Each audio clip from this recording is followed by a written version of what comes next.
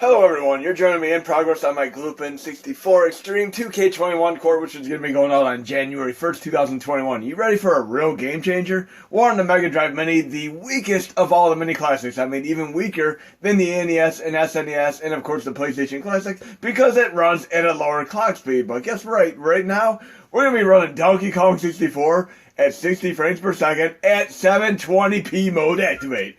Look at this. How awesome is this? Look at that, 60 frames per second for the win here. And we're literally at 720p. Kind of like the first time I ever played a Blu-ray movie. And I remember Will Smith's Hits being one of the very, very first movies on that. And of course, Army of Darkness, which they did a recall on because everybody was able to see the wire, so they had to do a digital fix on it and such. But yes, Donkey Kong 64 at 720p. And of course, 60 frames per second for the win here. And what's next on the agenda? How about Mario 64 at 720p at 60 frames per second? I think we can do this, guys and gals. And we're going to go to Media, Dummy, and of course the Nintendo 64 folder, and we'll do that right now. Okay, should be right near the top end here, Super Mario 64. And again, when I first played the Nintendo 64, the real hardware, I actually played the Japan version of both Mario 64, as well as, of course, Pilotway 64. And when I played the USA counterparts later on, I found them to be absolutely inferior to the Japan counterparts. They're better representations for Japan. Just like Ocarina of Time, which actually has blood mode activate when you fight Ganon at the very, very end of the game. They removed the blood for the USA version. It's just what it is. But let's go into the, of course, quick menu controls there. Load the remap file. And yes, they initially had blood mode activate. We're going into this right now, and we'll do, I actually had this map file right here. Right here. And we're playing this entirely with a Super Nintendo or PlayStation Classic equivalent controller. And it should be a nice, solid 60 frames per second at 720p mode activate. And again, like I said, I've been thinking of other movies that have alternate movie titles. And like I said, Liam Neeson's Honest Thief, a.k.a. Good Criminal, Jet Li's Wag the Dog, a.k.a. Unleashed, and of course, not Wag the Dog, Danny the Dog, but Wag the Dog is still a great Robert De Niro movie as well, and it kind of parallels the current extremes of stuff like the Trump administration and Clinton, etc. Wherein, if there's a scandal or such, they can simply create a war or some conspiracy thing, and it's kind of funny the way Wag the Dog plays out. It's a great political movie. Even if you don't like political movies, it's awesome. But again, let's reiterate here. I'm talking about alternative movie titles. Liam Neeson's, of course, latest movie called Honest Thief. And it's a very, very damn cool movie. Essentially, he's a bank robber who meets somebody that he falls in love with, and he no longer wants to be in that life of crime. So he calls the FBI up and has some contacts with them and says, hey, I'd like to turn in the money that I stole from the banks in turn for, in the trade-off for a lesser prison sentence. And of course, things get really interesting. It's one of his better movies out of all the ones I've even seen. I'd probably even say I like it more than Taken so far. He's always been a great actor, even as far back as stuff like Darkman and such. I absolutely love that movie. But again, Honest Thief is also known as Good Criminal. Then we have Danny the Dog, which is known as Unleashed with Jet Li. And Jet Li blows my mind. The first time I ever saw him, and of course, Lethal Weapon 4, it was just spectacular. In that scene, I don't even want to tell you the scene. You just have to see for yourself if you've never seen Lethal Weapon 4. I like all 4 Lethal Weapons. I'd like to see them come out with another one. But 720p, 60 frames per second for the winner. This is damn awesome. And you might notice that sRGB toggle is less needed with this spectacular core update here. And even Golden is going to be run better. And our next game is going to be, of course, Cruis'n USA, which even the original developer creator didn't really think much of. He actually said it was a piss poor thing. And right there, this is what I call an Easter egg homage to Dragon's Lair, because there's a part in Dragon's Lair where you have the rolling balls in a little tunnel, Concord like that, and that is so awesome. That is so Dragon's Lair all the way. And the third alternative movie title would, of course, be Formula 51, a.k.a. 51st State with Samuel Jackson. And that was a one-off movie, one that most people probably haven't heard about, but it's a pretty damn good movie. It kind of reminds me of Street Trash. It's independent B, or should we say even a Z movie. It's really low budget. It was a fun horror movie that I watched like in the 80s, 90s. Roughly 1987. There's like more than one movie. There's like White Stuff, Street Trash, etc. I love these obscure horror movies. And speaking of another obscure horror movie, there's one called Castle Freak, which came out in the 90s, and they just remade that movie. We're going to try another game right now. Let's do Cruis'n USA, which again is going to be one of the most difficult games to run, but if you know any alternative movie titles, let me know. I'd love to kind of compare. But I was thoroughly surprised at just how different, like Unleashed, The Danny Dog, or Good Criminal, etc. These are all so differential.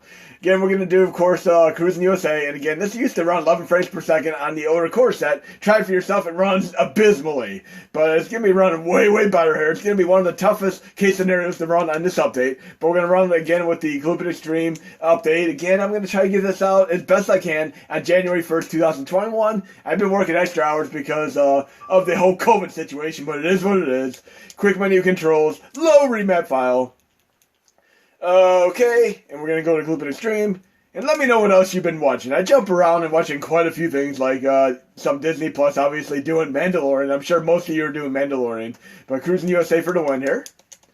And other stuff on Disney Plus that comes up, like Godmothered, if you have a family or want to watch a kid-style movie. For that type of movie, it's decent. I really get more into horror and sci-fi as my main genres, though. And I did just watch Tenet, and I'm definitely going to have to do a Tenet video, like as far as like video game analysis, as far as explanation of how the movie plays out. And I remember reading some IMDb reviews, and people saying the movie is perplexing and confusing, and it took them multiple tries to get through it. I mean, I just paid close attention, and I was able to get it in one solid shot. It was a fun movie, right up there with Interstellar, Memento, Inception. I love all of the movies.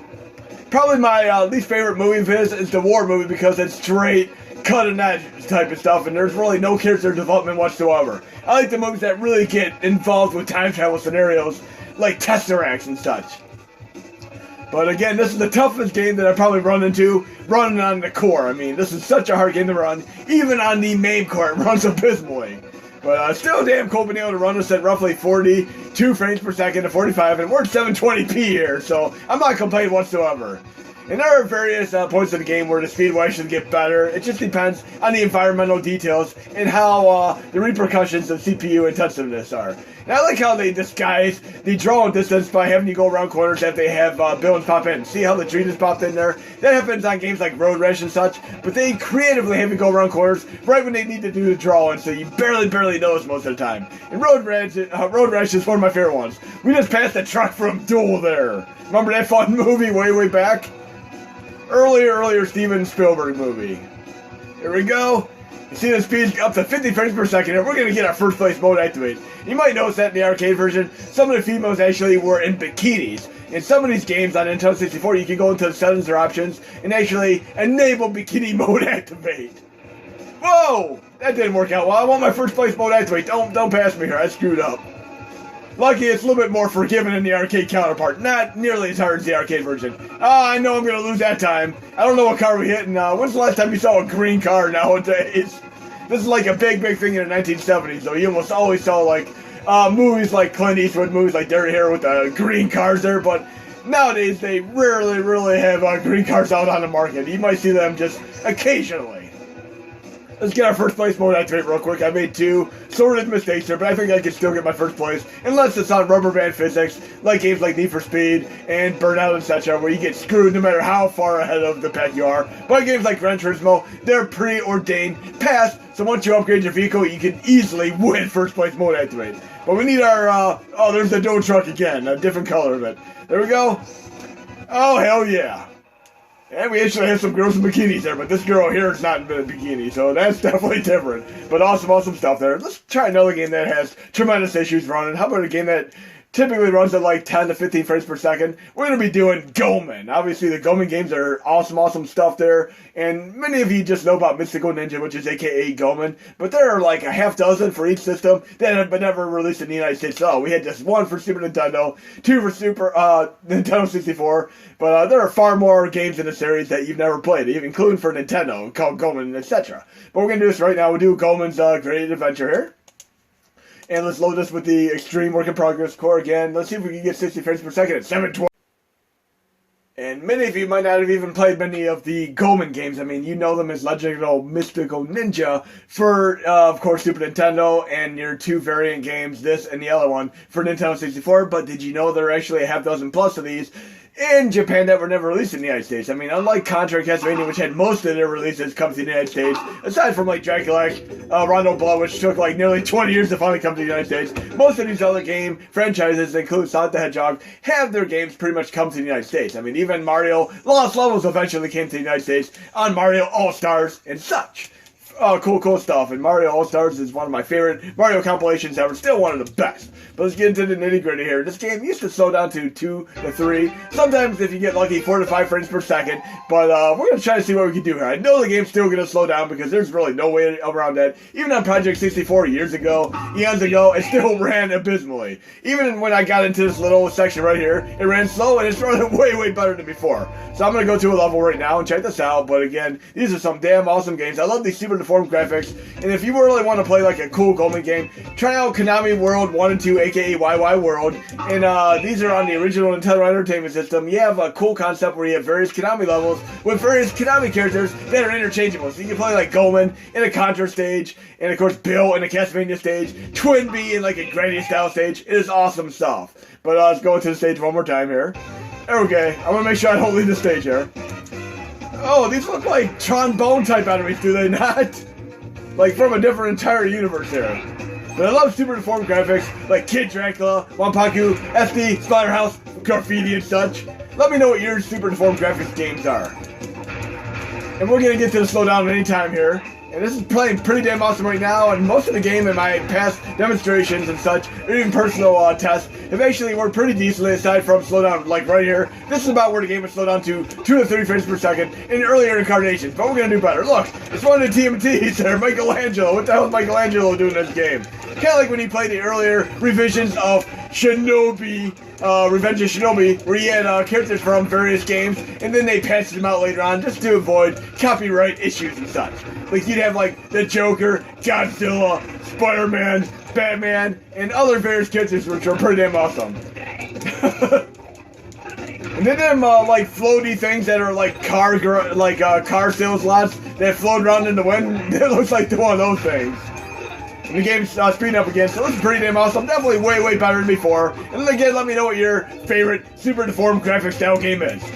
We're gonna have to try another game here as one of our final demonstrations, but yes, this is quite playable. Way better than ever before. Pretty damn awesome. So we're gonna go into my list here and see what else we have. What else do we want to try? Maybe we'll try Mario Tennis for a brief moment here. Again, this is one of the toughest games. It really doesn't run well on any core. It's pretty abysmal. It does require sRGB toggle. It does have little hints to slow down here and there. But we're gonna see how this runs as our final demonstration since people have requested this. Okay, and I'm gonna see what I can do with Mario Golf as well. But for right now, we're gonna do the Mario Tennis here. See how this runs. If you want to see other games and follow-up videos, let me know. Again, January 1st, 2021 is feasibly the best time this is going to be posted as long as I get everything done. And again, thank you, Black Sunshine, and of course, Mad Franco 0. For those of you who actually watch this video fully, you're going to get a nice double tutorial as far as how to actually run this game when I post this update. This is a game that always crashes, freezes, burns, slows down to a crawl, turns to a black screen, or exits to the main user interface, but there's actually a specific reason why this occurs. It is surprisingly so, the cinematics or instant replays in the game, which cause this to happen. So what you're going to want to do is actually skip those completely. If you accidentally don't skip them, you can go in sRGB toggle and get everything up accordingly here. And then in real life, when I used to play tennis, I'd hit the ball as hard as I could right out according to the frustration of my gym teacher and, of course, real life opponents. So I'm going to skip the cinema right here, which I just did, and see the game's run way better with this update here.